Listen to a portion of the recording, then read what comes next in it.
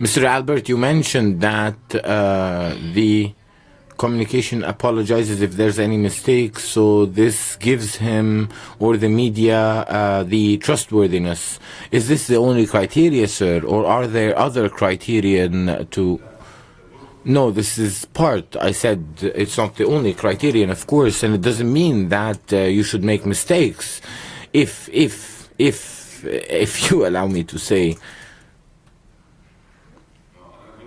the first criteria was, of course, how as a journalist, as a media professional, can I respect myself and therefore deliver information that is correct, that is professional, with there's a lot of criteria, professional criteria. They're long, but the first of them is how to respect myself to be able to gain the confidence and respect of the audience as well.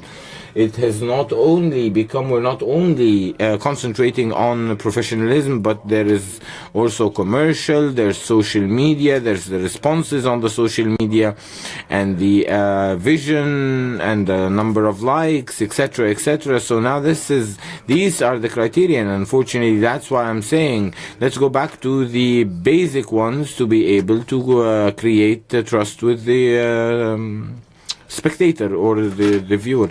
Khalid, and I'm an Egyptian journalist, let me go back to the title, and maybe the first the first title we had, Convincing People with Freedom, in 2017.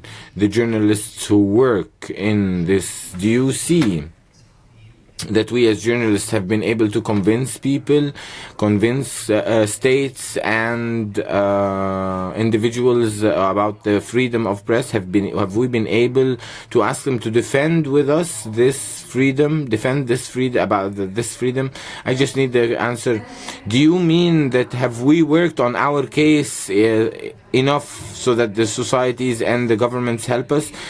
Yes, it should be ours, because the freedom is not freedom for the media only, but it's for people.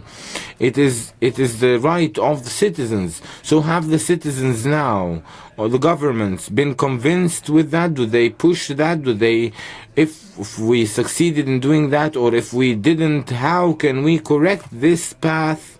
If there is a lot of clashes and there is deficiency in information and there's a lot of things, maybe they came with a president who's not in his right place. Maybe there's a lot of stories related to misleading information, and our ability as journalists to put people in front of realities and then leave their decision up to them. Where would the question go to? To everyone?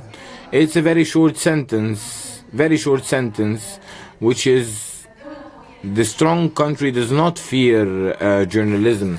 It helps it, because journalism is a channel. It's an open channel between the citizen and the ruler. So if it is torn or it's blocked some way or the other, this channel, then the citizen will look for other means to express himself.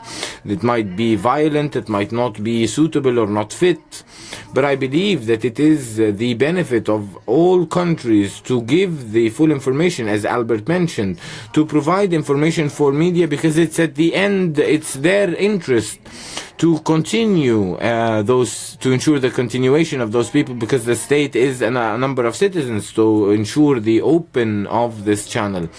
We have not succeeded, and you can ask other journalists. See, it's a very short answer.